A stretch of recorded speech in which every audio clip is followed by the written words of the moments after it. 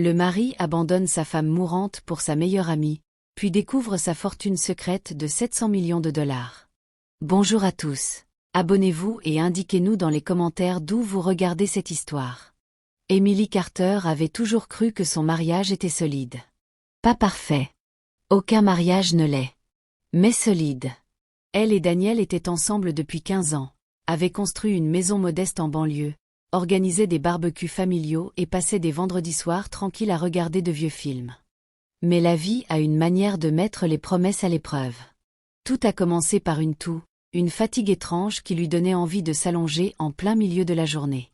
Au début, elle l'a ignoré, mais lorsque la douleur aiguë dans ses côtes a refusé de partir, elle a fini par consulter un médecin.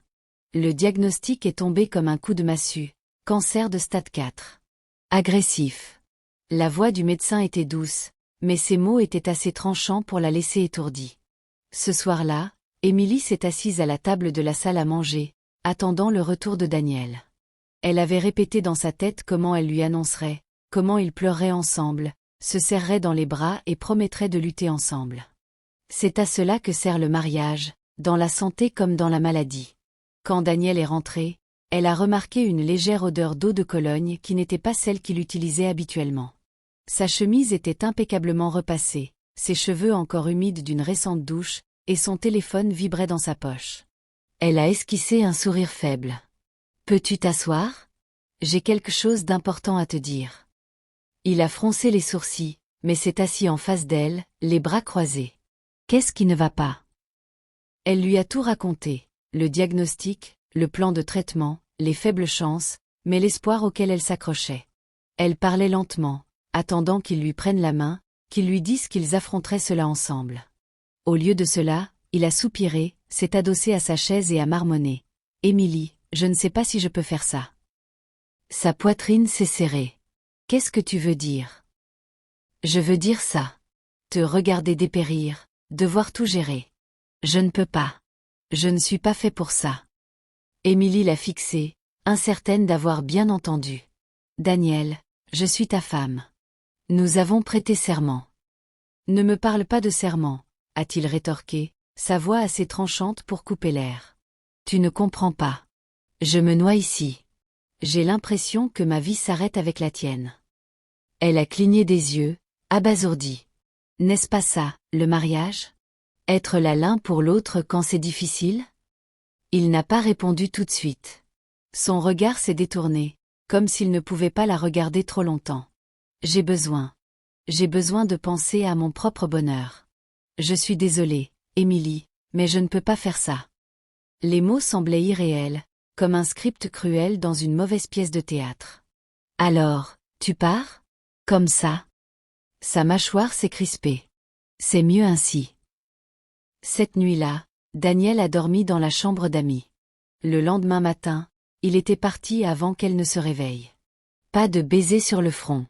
Pas de café en train de couler comme il en avait l'habitude. Juste le silence et une place vide dans l'allée.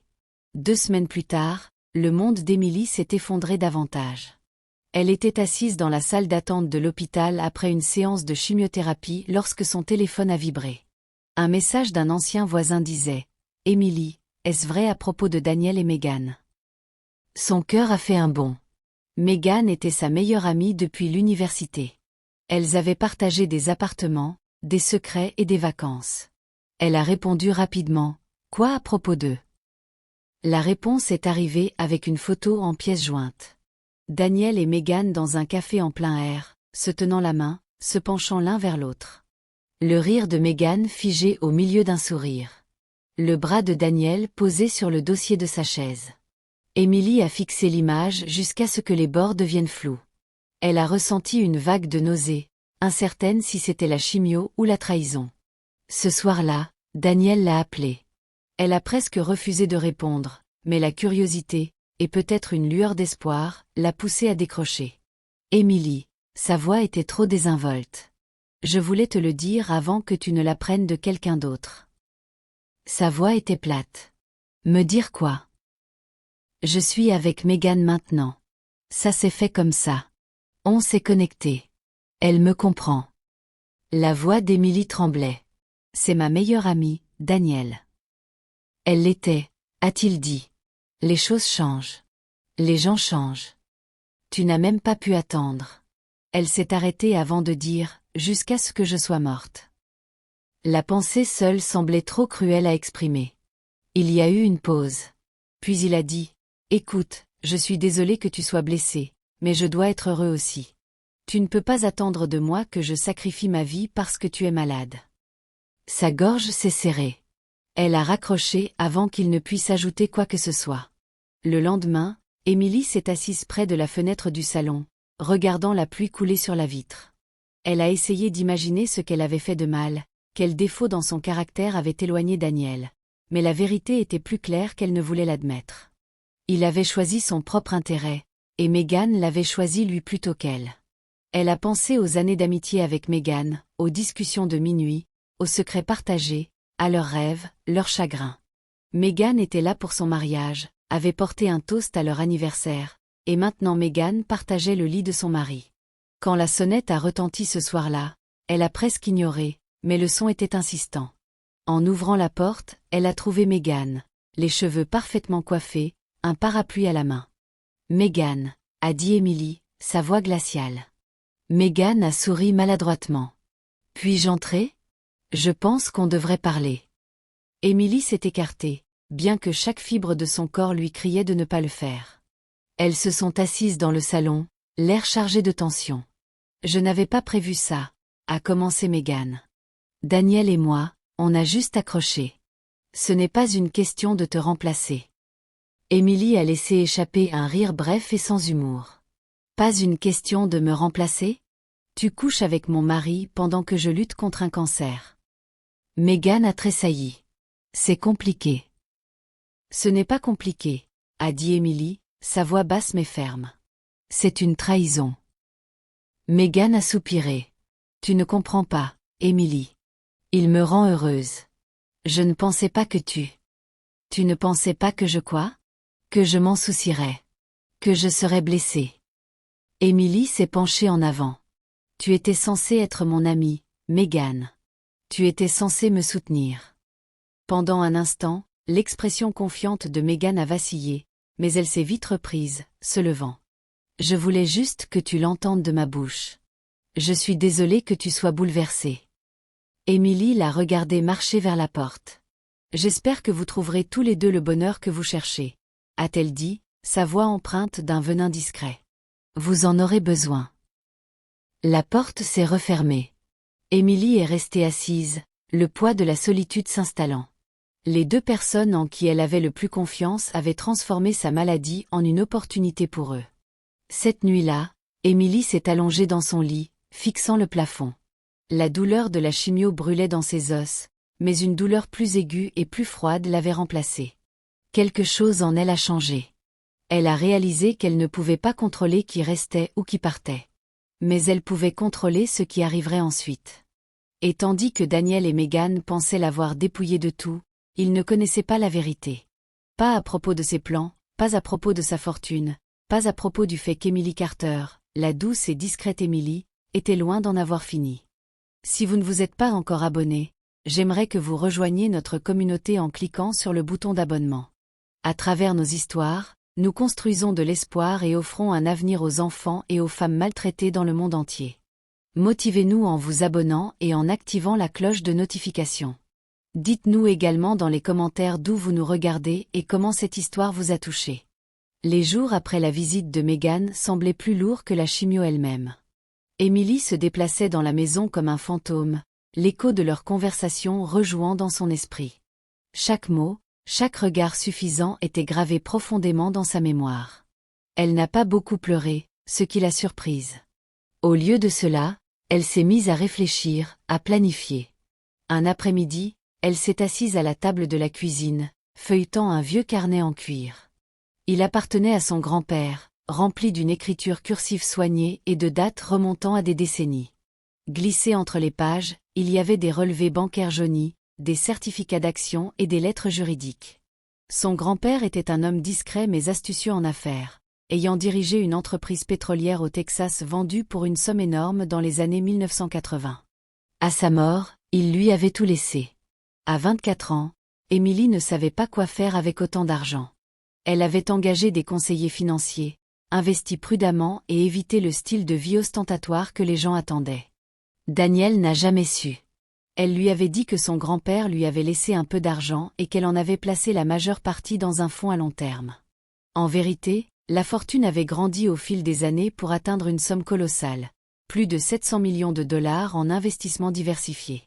Ce n'était pas l'avidité qui l'avait poussée à garder le secret. C'était la sécurité. Elle avait vu trop de gens se transformer en vautours lorsque l'argent entrait en jeu. Maintenant, assise dans la même cuisine où Daniel lui avait dit qu'il partait, elle a réalisé que son filet de sécurité pouvait devenir autre chose, quelque chose de puissant. Ce soir-là, elle a appelé son avocat, James Whittaker. James était avec sa famille depuis des années et était l'une des rares personnes à connaître l'étendue réelle de sa richesse. « Emily, a-t-il dit chaleureusement en décrochant, je voulais prendre de tes nouvelles. Comment vas-tu » Elle a pris une profonde inspiration. « Pas super, James. Mais c'est pourquoi je t'appelle. J'ai besoin de modifier mon testament. » Il y a eu une pause. « Modifier ? Quel genre de modification ? » « Je veux que Daniel soit complètement exclu, » a-t-elle dit simplement. « Je me fiche qu'on soit encore légalement mariés. Il n'aura rien. Pareil pour Meghan. Si elle pense qu'elle va se faufiler dans l'héritage. » James a hésité. « Emily, tu sais, exclure totalement ton conjoint peut causer des complications. Il pourrait essayer de contester. » « Qu'il essaie, » a-t-elle coupé, sa voix désormais stable, presque froide. J'ai plus qu'assez de preuves pour qu'il ne voie pas un centime. James a soupiré. D'accord, nous pouvons rendre cela inattaquable. À qui veux-tu léguer l'héritage ? Emily s'est adossée à sa chaise, regardant le ciel s'assombrir par la fenêtre. Aux gens qui étaient là pour moi quand je n'avais rien à offrir. Ma voisine, Madame Langlais, qui m'a conduite à la chimio quand Daniel était trop occupé. L'enseignant à la retraite qui m'a envoyé des cartes de rétablissement. Et je veux que le reste aille à la recherche sur le cancer, aux hôpitaux pour enfants, aux gens qui en ont besoin. La voix de James s'est adoucie.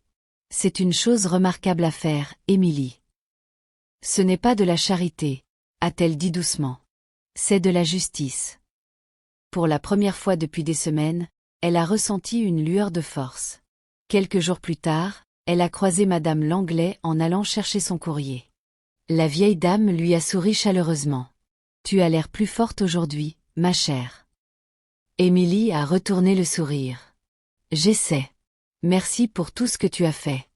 Je n'ai pas oublié. » Madame Langlais a balayé cela d'un geste. Les amis veillent les uns sur les autres. La simple gentillesse a fait mal à Emily. Les gens qui avaient le moins à donner lui avaient donné le plus. Pendant ce temps, Daniel et Meghan avaient saisi la première occasion de l'abandonner. Plus tard dans la semaine, elle était dans sa chambre, triant des documents, lorsque son téléphone a vibré. C'était un message d'un ami commun. « Je viens de voir Daniel et Meghan à la marina. Il lui a acheté un bateau. Il parlait de se marier une fois que... Eh bien, tu sais. » Emily a fixé le message pendant un long moment. Donc, c'était leur plan.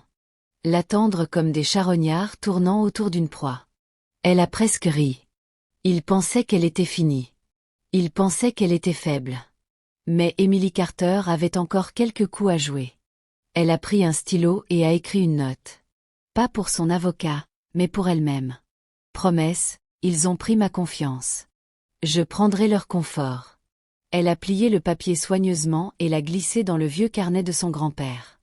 Puis elle a éteint la lumière, un léger sourire effleurant ses lèvres pour la première fois depuis des mois. Daniel et Meghan n'avaient aucune idée de ce qui les attendait. La fin est arrivée doucement. Emily est décédée un matin clair et calme de la fin du printemps. Elle était chez elle, allongée dans son propre lit, la lumière du soleil filtrant à travers les stores. Il n'y avait personne à ses côtés, ni mari, ni meilleur ami de toujours, juste le doux bourdonnement du climatiseur et la légère odeur de lavande de la bougie qu'elle avait allumée la veille. Quand la nouvelle est parvenue à Daniel, il était à la marina avec Meghan. Il venait de déjeuner sur le pont du petit yacht qu'il lui avait acheté. Meghan essayait des lunettes de soleil, lui montrant différents angles, lorsque son téléphone a vibré. Il a lu le message et son expression a à peine changé. Emily est partie, a-t-il dit platement. Meghan a posé les lunettes. Oh, je suis désolée. Elle a hésité. Comment te sens-tu? Daniel a haussé les épaules. C'est triste, je suppose, mais nous savions tous les deux que ça arriverait. Puis, après une pause, les funérailles auront probablement lieu dans quelques jours. Je devrais y aller, ne serait-ce que pour les apparences. Meghan a hoché la tête, mais il y avait une lueur presque imperceptible dans ses yeux. Et le testament? Les lèvres de Daniel se sont courbées en un mince sourire. Je suis toujours son mari. Elle n'avait pas d'enfant. Légalement, je suis le premier en ligne. Ça pourrait être un nouveau départ pour nous. 3 jours plus tard, Daniel et Meghan sont entrés ensemble aux funérailles. La cérémonie était modeste, avec seulement quelques voisins, des cousins éloignés et une poignée d'amis qu'Emily avait gardés en contact. Personne n'a souri à Daniel. Certains ne lui ont même pas parlé. Ils se sont assis à l'arrière. Meghan a chuchoté. « Pourquoi nous regarde-t-il comme ça ?» Daniel a gardé les yeux fixés devant lui. Ils sont jaloux. Ils pensent qu'ils savent ce qui se passe. Mais ils ne savent rien. Après les funérailles, James Whittaker, l'avocat d'Emily, s'est approché de Daniel avec une expression polie mais mesurée. « Monsieur Carter, si vous avez le temps, j'aimerais que vous veniez à mon bureau demain matin. Nous examinerons le testament d'Emily. » Daniel a esquissé un léger sourire. « Bien sûr. Meghan viendra avec moi. » Le lendemain matin, ils sont entrés dans le bureau de l'avocat, main dans la main. L'assistant de James les a conduits dans une salle de conférence avec des meubles en bois poli. Quelques autres personnes étaient déjà assises. Madame Langley, la voisine âgée d'Emily, un homme que Daniel reconnaissait vaguement comme l'un des anciens professeurs d'Emily, et 2 représentants d'organisations caritatives bien connues. Daniel a haussé un sourcil. Pourquoi sont-ils ici? James est entré, portant un dossier épais. Il s'est assis, a posé le dossier sur la table et a regardé directement Daniel. Merci à tous d'être venus. Nous sommes ici pour lire le dernier testament d'Emily Carter. Il s'est raclé la gorge et a commencé à lire. Moi, Emily Carter, étant saine d'esprit et de corps, déclare par la présente que ceci est mon dernier testament. Je tiens à préciser clairement que mon mari, Daniel Carter, ne recevra rien de mon patrimoine. Les mots ont frappé comme une gifle. Daniel s'est redressé. Excusez-moi, ça ne peut pas être légal. Je suis son mari. James a levé une main. Elle était dans son droit. Elle a fourni une déclaration détaillée expliquant pourquoi, accompagnée de preuves substantielles. C'est inattaquable. La voix de Daniel s'est durcie. Des preuves de quoi? James a continué à lire sans répondre. À mon amie et voisine, Madame Langley, qui m'a conduite à mes traitements quand personne d'autre ne l'a fait, je lègue ma maison et le terrain sur lequel elle se trouve, libre de tout droit. À mon ancien professeur, Monsieur Grant, qui m'a rappelé ma valeur quand je me sentais sans valeur, je lègue 2 millions de dollars à utiliser à sa discrétion. La bouche de Daniel s'est asséchée. 2 millions à son professeur? James a poursuivi. Le reste de mon patrimoine, évalué à plus de 700 millions de dollars, sera réparti équitablement entre 3 hôpitaux pour enfants, 2 organisations de recherche sur le cancer et un fonds de bourse pour les étudiants défavorisés. Les yeux de Meghan se sont écarquillés. 700 millions, a-t-elle murmuré. Elle avait autant d'argent. Daniel s'est tourné vers elle lentement, le visage blême. Je ne savais pas. James a refermé le dossier et a regardé Daniel. Il y a un dernier point. Emily vous a laissé une lettre scellée. Elle a demandé à ce qu'elle soit lue en privé, mais je respecterai ses mots exacts et vous la remettrai maintenant. Il a fait glisser une enveloppe sur la table. Daniel l'a saisie et l'a ouverte. À l'intérieur se trouvait une seule feuille de papier avec l'écriture soignée d'Emily. Daniel, tu es parti parce que tu pensais que je n'avais plus rien à donner. Tu m'as abandonné quand j'avais le plus besoin de toi. Tu as échangé des vœux contre de la commodité, l'amour contre du désir, la loyauté contre l'égoïsme. Tu as vu une femme mourante. J'ai vu un homme que je ne pouvais plus respecter. J'avais 700 millions de raisons de m'assurer que tu ne verrais pas un centime. Maintenant, Tu dois vivre avec la connaissance de ce que tu as jeté. Émilie. Les mains de Daniel se sont crispées sur la lettre jusqu'à ce qu'elle se froisse. Sa mâchoire travaillait en silence, cherchant quelque chose à dire, mais rien ne venait. Megan a tendu la main. Daniel, nous pouvons encore. Il a retiré sa main. Tu comprends ce qui vient de se passer? Elle m'a fait passer pour un idiot devant tout le monde. Et maintenant, c'est écrit. Madame Langlais, qui était restée silencieuse, a pris la parole. Elle ne t'a pas fait passer pour un idiot, Daniel. Tu l'as fait toi-même. Daniel a tourné la tête vers elle. Restez en dehors de ça. James s'est levé, signalant que la réunion était terminée. Les distributions seront traitées dans les semaines à venir. Bonne journée. Daniel et Megan sont sortis sous la lumière éclatante du soleil, tous deux silencieux. Quand ils ont atteint la voiture, Daniel a claqué la portière plus fort que nécessaire. 700 millions, envolés. Megan s'est assise raide dans le siège passager. Tu ne m'as jamais dit qu'elle avait de l'argent. Je ne savais pas, a-t-il aboyé. Si j'avais su. Il s'est arrêté. Ses yeux se sont rétrécis. Si tu avais su quoi? Tu serais resté avec elle? Il n'a pas répondu. Megan a croisé les bras et a regardé par la fenêtre. Le silence entre eux était plus lourd que jamais. À la fin de la semaine, l'histoire s'était répandue dans la ville. Elle est apparue dans le journal local, puis reprise par les nouvelles régionales. Une femme mourante laisse 700 millions de dollars à des œuvres caritatives après que son mari l'a abandonnée pour sa meilleure amie. Le titre était brutal. Les commentaires en ligne étaient pires. Le patron de Daniel l'a convoqué au bureau. Ce genre d'attention n'est pas bon pour l'entreprise, a-t-il dit. Je pense qu'il est préférable que nous nous séparions. En quelques jours, Daniel n'avait plus de travail, plus d'héritage, et plus d'amis prêts à le soutenir. Megan a cessé de répondre à ses appels, son numéro finissant par tomber sur la messagerie vocale. Il était assis seul dans son petit appartement des semaines plus tard, fixant la lettre froissée d'Émilie. Chaque mot brûlait. Elle avait pris son confort, sa sécurité, son image, et lui avait laissé la seule chose qu'il ne pouvait fuir, la vérité. Daniel n'avait jamais imaginé que la vie pouvait basculer si vite.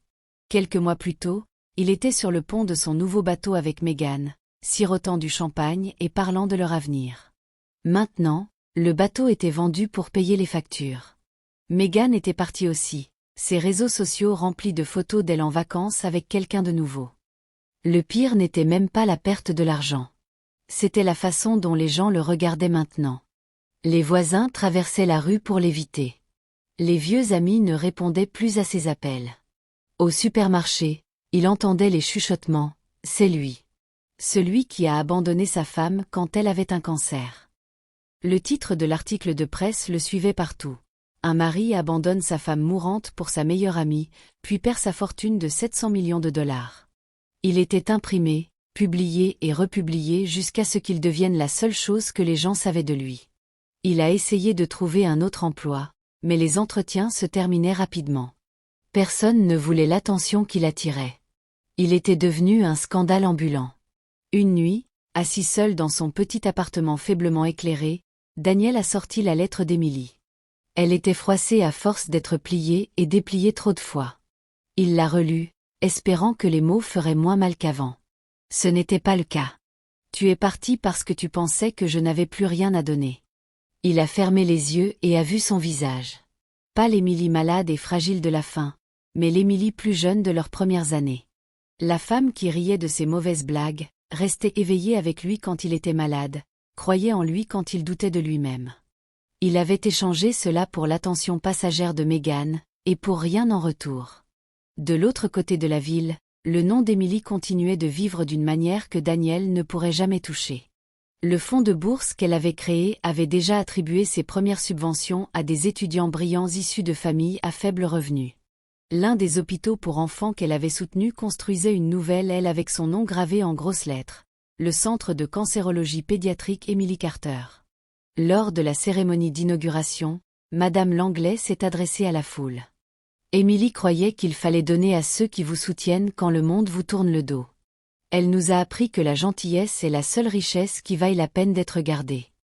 Le public a applaudi, leurs visages empreints d'admiration pour une femme qui n'était pas là pour le voir, mais qui avait tout prévu. Daniel n'a pas été invité à la cérémonie. Il l'a vu plus tard aux informations, regardant la foule acclamer son nom. Son nom à lui n'a jamais été mentionné. À l'hiver, il avait vendu la plupart de ses biens pour payer le loyer. Le yacht était parti. Les costumes coûteux étaient partis. Même la voiture qu'il utilisait pour impressionner Meghan était partie, remplacée par une vieille berline qui toussait à chaque tour de clé. Un soir, alors que la neige tombait dehors, il s'est retrouvé à faire défiler les réseaux sociaux. Des photos d'Emily remplissaient son fil.